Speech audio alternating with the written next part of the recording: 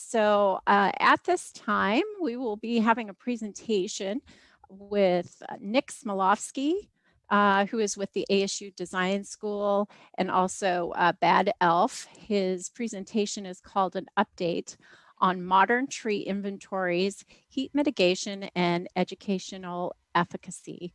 And I have known Nik now, not a long time, probably for about a year. And I am just always impressed by how incredibly astute and knowledgeable he is on mapping. That is certainly not an area of expertise for me, but it covers so many different areas associated with green infrastructure and our built environment. And so it's really been a pleasure getting to know him and his expertise. And he has done some work with our local communities on tree inventories through his GIS work and then, of course, with his classes. So I was really excited when he offered up being able to talk to the Green Infrastructure Work Group about his expertise with mapping, but then also what he's done with some of our local communities on tree inventories through his classes. So a little bit about Nik. He is the GIS Solutions Director for Bad Elf, which I'm sure there's a story behind that name. As a business, so you'll have to share that with us. And that is a GNSS technology company. He is also a faculty member and instructor at ASU, which we love working with. He's a certified geographic information systems professional, so that's GIS, a certified arborist, and a Part 107 certified UAV pilot. So Nik, I'd like to hand you over to the group if you want to say a little bit more about your background, and then also what is Bad Elf? All right. Hopefully everybody can hear me out there. If you can't, please drop it in the chat right now. Hopefully I will not bore you for the next 20 to 25 minutes, but hopefully you'll learn something or be invigorated by this conversation. I wanted to say I've seen a lot of the people that have come to this meeting. There's a lot of familiar faces out there, current colleagues, workers, past students of mine, present students of mine, people that I'm working with on some of the initiatives we're going to talk about today. So I can barely take credit for anything you're going to see today. A lot of this comes from my students. A lot of this is collaborative work. And so I just want to throw out there right away, thank you to all the people that help make these things happen. And a lot of you are in the meeting today, so thank you for swinging by. I guess a little bit more on my background. One thing I wanted to mention, I noticed there's a gentleman out there, Harry Cooper, made me think to myself, Harry and I, when I first moved to Arizona about 12, 13 years ago, I worked for a company, Logan Simpson, a landscape architecture firm in Tempe. Harry had worked there at the time, and actually did my first native plant inventory then. Started to learn about the NPI process, and it was for the highway up to Payson. And following working at Logan Simpson, I went to work for a company called Desierto Verde, and they're no longer in existence anymore, but at the time, they were one of the main tree salvaging, inventorying, and tree boxing kind of nursery companies in the valley. Some of you may be familiar with Susan Chase. At the time, she ran the company. She, in my mind, you could probably credit her for the tree boxing system.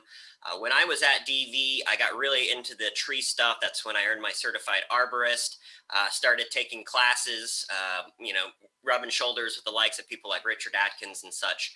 That is when I realized that I was the Lorax and I wanted to speak for the trees. I had always enjoyed mapping of several different types. I just got to apply it to, trees. So let's go ahead and jump right in. Again, there's a lot of really smart people out there. It's awesome to see you all. So I'm not sure you're going to learn a lot, but hopefully you are at least not bored. I want to start with this photo of Phoenix circa 1919. This is looking north from up Central Avenue from Monroe. This is from the Hurd building. You've probably seen this photo before, but I wanted to point this photo out that in 1919, a little over 100 years ago, our Phoenix landscape, our urban forestry here, was dotted with cottonwoods. And if you know anything about a cottonwood tree, they require a lot of water. And so I just want to throw this out there to keep this in the back of your head while we go through this presentation on how much the world has changed in 100 years and where do we find ourselves in this ever evolving world. We're going to see cottonwoods again surface a little bit later.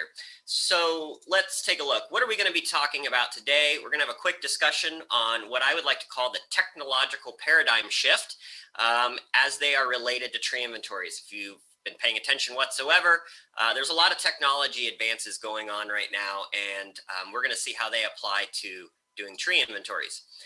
I call it no excuses. If you aren't doing this yet, it is time to start using geographic information systems. We're going to talk a little bit how, at least I am doing it at ASU's design school. I can't take credit. I know several other professors over there that are doing quite a bit with trees, but I'm just going to talk a little bit about some of the classes and work that my students have been working through. We're going to also talk about this project, the West Mesa River Community Heat Action Project, aka Cool Islands. This is a collaborative project obviously occurring in Mesa, if you've read the title or were just listening, and we're going to talk a little bit about what we're doing over in that community. Also going to talk about the Urban Forestry Roundtable, the UFRT, and some of the efforts that we're doing in the Data Committee. And then I'm going to leave you with some final thoughts to ponder as you leave today's presentation. All right, so let's talk about this technological revolution.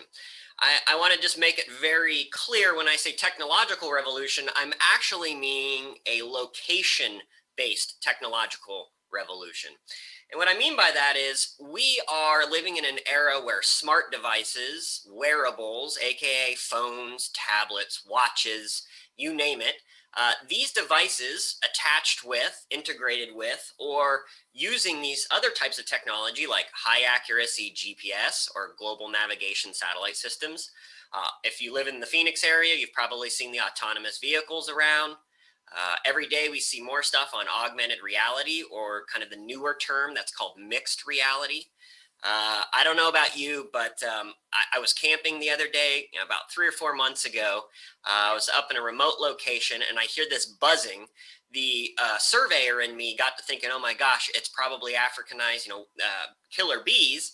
But no, I look up and here's this drone zooming over my head, right? And so you've probably been there about drones that have these new high definition sensors like LiDAR or using photogrammetry.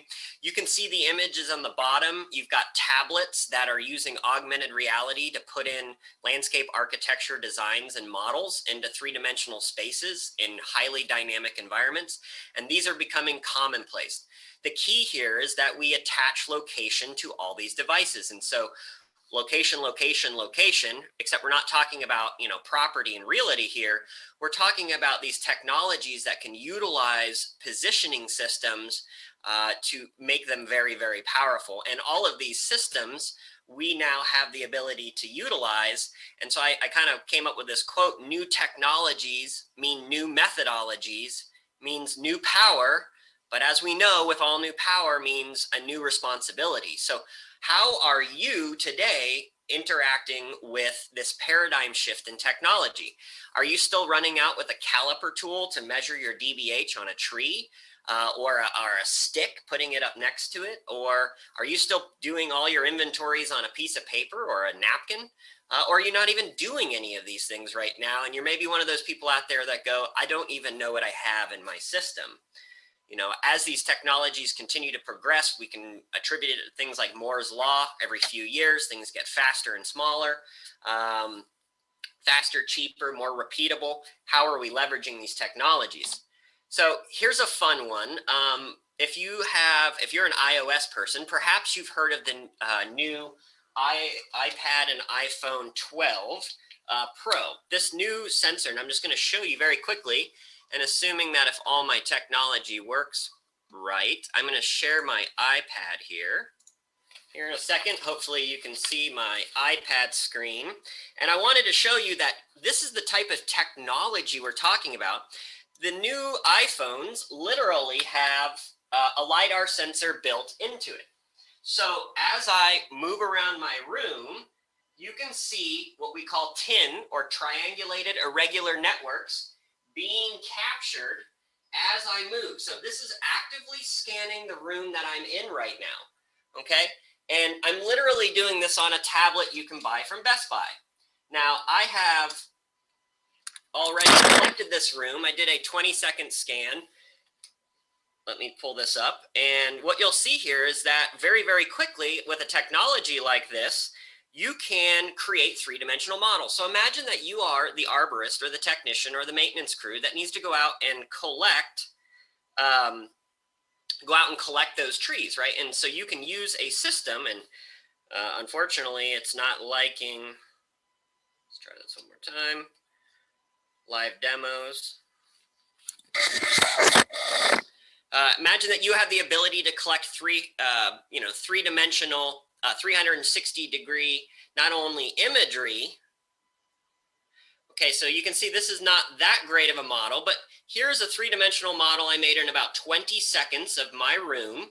And I can come in here and use this three-dimensional model and make very precise measurements. So if you're using the tablet to collect the data, like your height, diameter, breast height, width, conditions, you name it, then you can quickly turn on the device and utilize it as a LiDAR scanner. And then you get a three-dimensional object that you can actually pull into, say, Civil 3D, your CAD program, your GIS program, and then model from that. So I just wanted to make a quick mention here that technology is progressing very, very, very quickly. And so are you utilizing these new technologies in your workflows? At this point in the game, there are no excuses. So here's some really exciting stuff, at least exciting for me. If you are familiar with the GIS world, Esri, the 800-pound gorilla in the room, they originally were called Environmental Systems Research Institute. Sometimes they're called Esri, sometimes you hear them referred to as ESRI. They are the largest world producer of GIS software. Interestingly enough, the guy who owned and created the software originally, Jack Dangerman, was a landscape architect, something I like to point out to everybody. But recently, as of August 6th, 2020, Esri offers everybody on the earth, if you are a student, free access to GIS software and lessons. They have created a repository of amazing lessons, tutorials, and data that every single student on the earth can utilize, as long as you have obvious access to it, right? You can learn about this at learn.arcgis.com. I want to throw it out there to people that rub shoulders with educators, STEM people, middle school, high schools, geography classes. I'm not just talking about higher education, but at this point, there's not really an excuse that students shouldn't be seeing the power of geographic information systems, what Esri calls the science of where. Additionally, there's still no excuses. This is an amazing thing. Arizona State Land Department, Arizona State Land Department came out and created an ELA, so they have a relationship with Esri, and they are providing free ArcGIS Online, or AGOL, access to all residents in Arizona.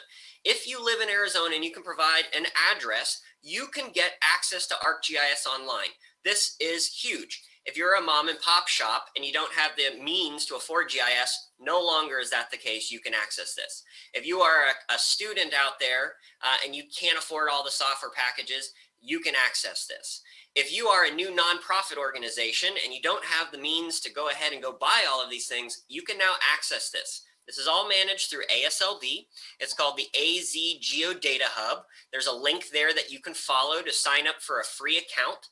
They also are a geospatial repository of data. So once you sign up, you can get a ton of data. After you're signed up, all you've got to do is fill out this request. This link is here as well. I provided this PowerPoint in a PDF to Anne, and so we'll make sure to disseminate this to everybody. If you are one of these people that maybe want to jump into GIS because of what we're talking about here, fill out this request. And if you know the Deputy State Cartographer, Jenna, she'll get it moving for you. Within a week or so, you're going to have access to ArcGIS Online. So what is ArcGIS Online? Well, it is a web browser a cloud solution of GIS, Geographic Information Systems. It has the ability to go collect data, right? So you can go find tons of data online. If you have ArcGIS Online, for an example, and you search for Arizona State University, the Map and Geospatial Hub is the curator of our repository of data here, and you can go find all of the data that Arizona State has for students and research and faculty for free online, and then you could be bringing these data sets into your maps. You see that box around the second thing here called apps. Another thing that ArcGIS Online gives you the ability to do, again for free, if you don't have it already in your organization, is the ability to download apps for your phone or tablet. It's called ArcGIS, or Collector for ArcGIS, Survey 123 for ArcGIS, Field Maps for ArcGIS, Quick Capture for ArcGIS. Go into the Play Store, go into your iOS store, search for it, you'll find it. Those things are free. So what you've just done for free is not only gotten GIS, but now you have a field data collector. You don't need to go spend $20,000 on a GPS anymore. Your phone has an integrated GPS that will get you started. You can make maps online, you can make base maps, you can do a ton of different things. And then what's really neat too is you can now collaborate with others by sharing these data through the ArcGIS Online platform. As I mentioned, on phones and tablets, you now have access to this complete package of data collection. There are no excuses anymore to not be utilizing the power of GIS to collect tree data. So how are we doing it at ASU? So specifically, like I said, these are 4 places at ASU right now that I am utilizing tree inventories in GIS. One for advanced GIS applications and environmental design, landscape architecture studio, site inventory and planning, landscape surveying and mapping, and GIS data sources, which is a graduate program or a class in the MAS GIS program. So right now you can see that I have, well, like I said, I'm very interested in trees. I like to be the Lorax. I've inserted this into many different classes, and in each of these classes, there's a different pedagogy going on. There's a different curriculum going on, but the importance of green infrastructure is paramount. And so here are a few places that we're utilizing it. Some examples, neeb hall inventory. So we had students out with total stations learning how to do surveying. As part of that surveying process, they had to do all hand sketches, pull tape mapping, utilizing compasses, distance and bearings. They went out and collected all the trees as well, did a complete tree inventory of the plaza, making sure that they knew the scientific names. They also collected attributes like height, width, and condition. So this is Neeb Hall right near the design school, if you're familiar. Additionally, we've done Palm Walk tree inventories several times. So in this survey, we utilize traditional total stations, right? So old school kind of tripod mounted laser systems. In this system, we utilized Bad Elf GPS and GIS in our phones, and we went out and collected Palm Walk. And so the students went during off-peak hours and went and collected information about Palm Walk, which if you've never been to Palm Walk, I highly recommend it. We've done it pre and post the new plantings. Additionally, if you didn't know this, ASU's campus is considered an arboretum, very beautiful spot.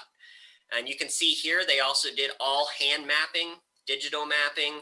I made them collect tree inventories, making signs, you know, with iterative countdowns and measurements. So a lot of mapping here with a focus again on the importance of not just the trees, but where spatially are the trees located comparatively to other infrastructure in comparison to walkways. If you look at Tobler's first law of geography, what it states is things that are closer are more related and are more related. And so as we cluster trees around things, what is that relationship? What's that spatial analogy then? We've done the Old Main. So again, another place on campus where students went out there. And then for this project, they went out and collected the data, and then they actually produced CAD drawings, brought the CAD drawings into SketchUp, and then made realistic 3-dimensional models of the trees. So, and for this project, it was more inventory purposes for design. You can see here some renders that they created. In this class, we did the Tempe Beach Park inventory. So this was an advanced GIS class where we had the students break apart Tempe Beach Park into quadrants and as a team go out and collect data. You can see here that they collected trees, they collected shrubs, they collected cacti, and here's a complete aggregated inventory of all of the green assets. Additionally, they calculated turf. You can see here that they did turf calculations, so acreage calculations, approximately 12.28 acres here. They did some research and were able to figure out that's about 18,804,000 gallons of annual water use with a cost of about $77,000 plus. So a lot of, in this regard, these inventories were more for the overall environmental benefits and consequences and mitigation factors for a site. In this project, they also did tree conditions, and then they did the mapping and symbology based on the condition. I love the infographic on the left, good, fair, and poor. You can see there about 63% of these trees were good. And so some of this is a qualitative approach of teaching students to have a critical eye looking at this infrastructure, specifically green infrastructure. Here's good trees, where were fair trees, and where were the poor trees. What type of species did we have out there? And interestingly enough, were they natives? Were they near natives or hybrid natives, or nothing of the sort?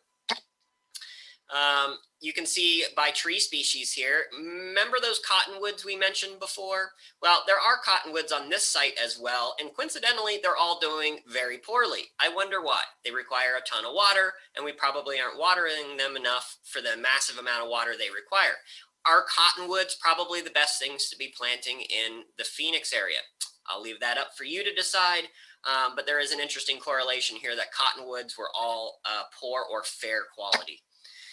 Okay, so again, here's some more of the tree species mapped out. You can see some breakdowns of the tree canopy. About 4.1% was mesquite, palo verde, ash, and pistache. You can see diameter breast height breakdowns. We did everything within a relative geodatabase, and so they were able to query and use database technology for faster interpretation of data. We put everything through the iTree system, which I'm sure most of you are familiar with at this point. It's not news. But this is a great system that the students were able to take all of this GIS data and dump it right into iTree.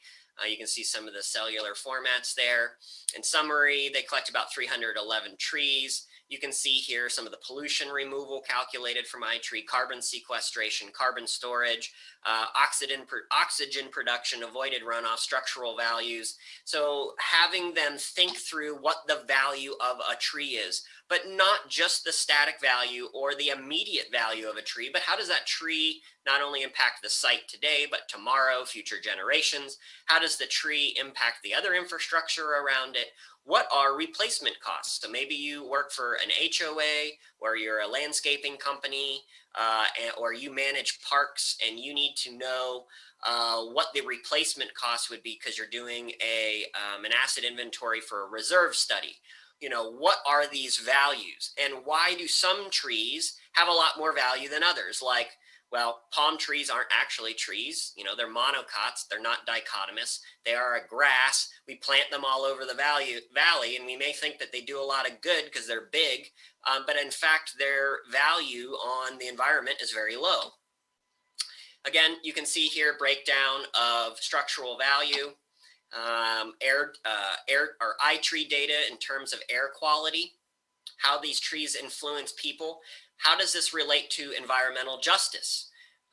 Who utilizes the park? Who is the park serving? How does it treat the participants there? You can look at water runoff in a place where we need to focus on xeriscaping and sustainability and adaptability practices. What kind of water situation do we have? What kind of carbon sequestration?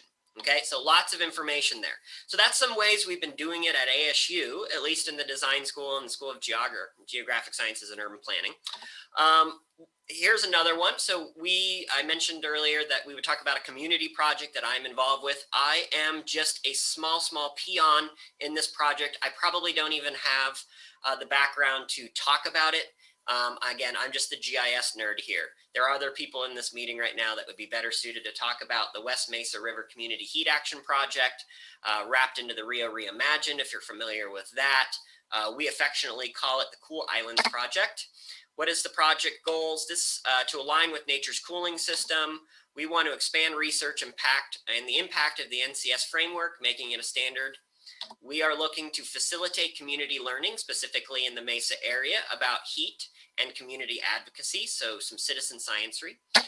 We're going to talk about building capacity of frontline communities and local nonprofits to help invigorate and support their local communities when it comes to tree planting and heat mitigation.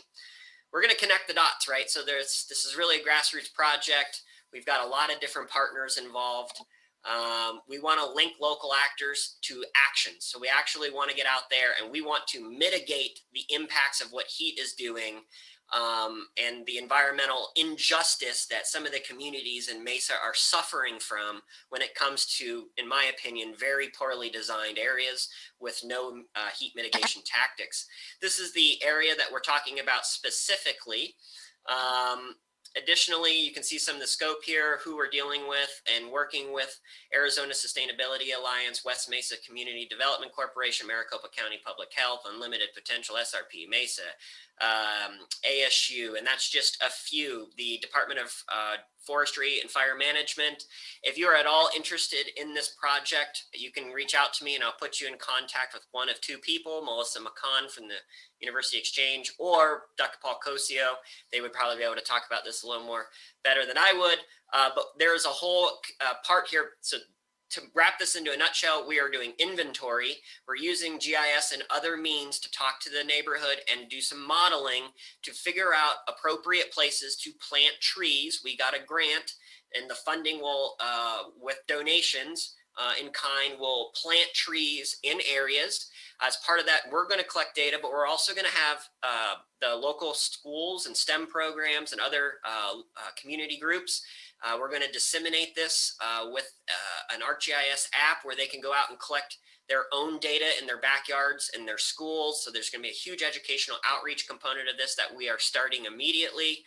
And so this is a very, very kind of robust, thorough project in which we're trying to educate, we're trying to plant, and we're trying to, again, mitigate heat for those that are less fortunate. You can see here, engaging, designing workshop, planning, implementing. We want to, again, really follow that nature's cooling system methodology here. We've got a whole lot of data that we're looking at, which some of it is included, the Mesa tree inventory, which was provided by City of Mesa, but we also had student activity out there collecting data. We've used other relevant data from other researchers, like the UREX data, which is heat-related, remote sensed data, talking about heat vulnerability, heat deaths, census data, you name it. Again, some information on, we're trying to correlate and understand the people that are in these communities that are being impacted by the sun, the heat, this urban heat island effect. Where are there gaps in trees? Where do we need the most protection from the sun? And we're utilizing GIS to do all of this.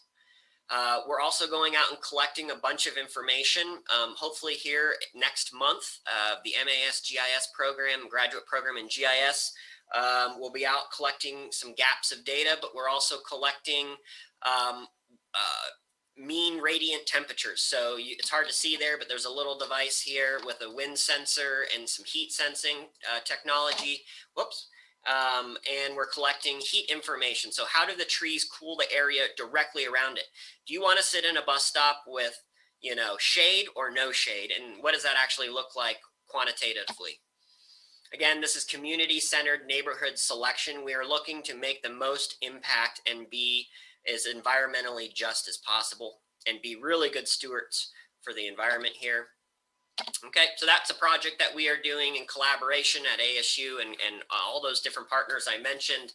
If you are at all interested in this, again, reach out to me. I can put you in contact with the right people. We need all the help we can get.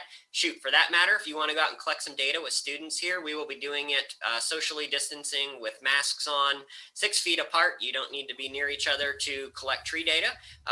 So that's pretty fun. But if you'd like to come out with us and do any of that or be a part of it, please reach out to me, or you can reach out to Anne and she can put you in contact with the right constituents. I also wanted to talk today about quickly, and I'm running out of time rapidly, so I'm going as fast as possible. This will be provided via video, so if you want to go back and try to slow my voice down a little bit, you can. I apologize, I talk very quickly. So what is the Urban Forestry Roundtable, the UFRT?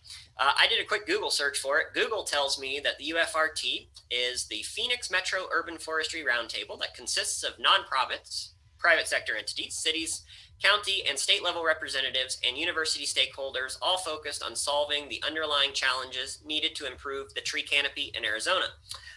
I happen to be an active member in this group. So is Anne. Anne and I last year were actually co-committee leads for the data committee. There are several subgroups of the UFRT, which is basically run by the Arizona Sustainability Alliance. As part of the UFRT Data Committee, the major initiative that we've been working through recently is creating what we call the Urban Forestry Roundtable Tree Inventory Tool. And so we had an intern put this text together. It's probably too small to read, but I'll read it to you. The purpose of Urban Forestry Roundtable Data Subgroup is to work with voluntary participants to collect and consolidate relative urban forestry data, resources, and management practices that will help support a more regional collaborative approach to urban forestry planning, expansion, and informed decision-making. What is urban forestry? Urban forestry is the act of planting, maintenance, care, and protection of tree populations in urban settings. Urban forestry is an important tool for the health of city residents and the natural environments around them. Phoenix once was called the Valley of Garden and Trees due to its overabundance of green. Arizona hosts urban forests comprised of trees and vegetation in urban areas that provide environmental services such as shading and cooling properties, providing wildlife habitats, cleaning the air, pollutants, and slow stormwater runoff. And you can see there are a couple big things we list here right away. Healthy trees have been found to, 1, increase surrounding property value by 2 to 10%. That's important. We like money in our culture. Apartments and homes located near a park have higher values. Evapotranspiration and shade that trees provide help to cool down buildings and reduce the need for air conditioning, which in turn decreases energy consumption. Sounds sustainable. And using less energy leads to direct cost savings for building owners and resource savings for the community at large. And there's some other significant information there that we make everybody understand as you get into the tool. The tool is absolutely still in a very basic stage right now. And in fact, what I'll do quickly is I will bring this over. This is the tool live. It is simply a web map right now, and all we have are 3 cities data loaded in. We've got Avondale, Mesa, and Tempe, and also some ASU data. The goal I would like to say here is we are in the process of asking every organization in the Valley in the greater Arizona area to provide their tree inventories to us. Please redact anything you would like from the data that may be sensitive. But we would love, love, love your data. The key here is we would like to create a repository, a tool that was open to the public, researchers, students, you name it, government employees, nonprofits, that they have access to a citywide or valley-wide data set of trees. I also want to make mention that HOAs, property management companies, landscaping firms, tree salvage companies, they all have these types of inventories as well. We would love your inventories. If you are able to give them to us, we would love to manage these data for you. Again, the key here is to be able to disseminate this tool down the road to people so that they can utilize it. We're going to have built-in analysis tools that will be able to be utilized. And this will also be a huge learning tool for the Valley's students for generations, or not generations to come, but years to come. And so if you at all have access to any type of tree inventory, we would love to talk with you. You can see here that I've got some other cities already, AJ, Peoria, that I need to load in. And when you click the trees, some of these data have pictures, some have relative information on addressings, but most of them all have at least a minimum of the species type, the diameter at breast height at a minimum, and then usually height and width or some type of canopy cover. So this is the tool we're utilizing in the chat window as we speak. I'm going to go ahead and place that link. It's nothing special today, but bear with us. This year we've got some exciting stuff planned. Data is getting sent to us as we speak. We'll be updating this quite a bit, and so check back in with us. We'd love for you to be utilizing this tool in your classes, your research, or just to make better decisions. All right, wrap this up, Nick. Final thoughts. I Google searched urban forestry or how trees impact people. And Google tells me that exposure to forest and trees, 1, boosts the immune system, 2, lowers blood pressure, 3, reduces stress, 4, improves mood, 5, increases ability to focus, even in children with ADHD, 6, accelerates recovery from surgery or illness, 7, increases energy levels, and 8, improves sleep. I don't know about y'all, but 2020 was a pretty rough year. I had a lot of sleepless nights. I had a lot of aggravating days. And I don't know about you, but I feel like my immune system was low. My blood pressure was high. I had high stress. I was probably, well, maybe I was listening to the Moody Blues, but I was all over the board. It was hard to focus. Sometimes it was hard to recover. And my energy wasn't always there. And I had, like I mentioned, sleepless nights. I don't know if that describes some of your 2020, but if it did, maybe it's time for you to go see and sit next to a tree for a little bit and enjoy nature's wonderland. And I think this is, just super important to remember that why this is so not only important for like the environment, but for our benefit internally, biologically speaking, the anatomy or physiology of human beings, how we are impacted. And this is proven science. A couple more things. International Society of Arboriculture says a plant appraiser's responsibility is to provide an independent, objective, and impartial result without discrimination or accommodation of personal interests. Appraisal of trees is a systematic process that uses both quantitative analysis and qualitative judgment to develop and communicate an assignment result of either a cost or a value. How are you appraising your trees today? Why are you doing it? What is your methodology? What is your motivation? So who's doing the appraisal? Why are they doing it? Who's the client? Who's the owner? What are the characteristics? What are the intentions of the appraisal? Where are these being located? Where in the city? Where in the state? Where in the country? Where in the world? And again, why are you doing it? The who, what, where? If you're not asking yourselves these questions before you use all that glorious technology to collect trees, I'd ask you to take a step back and think about these things. Again, ISA says under ideal circumstances, a plant selection for a specific site should maximize benefits and minimize liabilities. Don't design and build sites just because they're pretty. And don't just build them to maximize one benefit. We got to think about like a Venn diagram here, right? We need to do a few different things when we talk about trees. One of those is minimizing liability. How effectively plants achieve their purpose, aka function, is generally evaluated by professional judgment. Programs such as iTree Eco, however, can quantify the value of benefits such as the removal of atmospheric contaminants or energy conservation. I mentioned these things here that we want to be sure we're picking the right plant for the right tree, right place, right? We also need to be as objective, not subjective as possible in our professional judgments, just like architects, landscape architects, and registered engineers, registered surveyors, certified arborists. We need to stick up for this as well, and we need to help push out best management practices when it comes to the appraisal and inventorying. And additionally, again, why are you not using technology at this point if you can do something like iTree Eco, which is free, that will help you figure out things like atmospheric contaminants? I don't know about you, but I don't know how to figure out atmospheric contaminants on a whim. Here's another thing talking about just the different types of trees and some assessment qualitative kind of descriptions here from excellent down to dead, right? And some ratings. You can see there, you can come back to this because again, I'm running out of time, or actually overtime. Quickly wanted to make mention of some research partially done by some Arizona State University professors, specifically Elizabeth Wentz, if you know Libby Wentz. This research in 2019 was on tree shade coverage optimization in urban residential environments. I'm not going to read all of this. Most of you understand the integral parts of why trees are important, but I did highlight here integrates geographic information systems and spatial optimization approaches.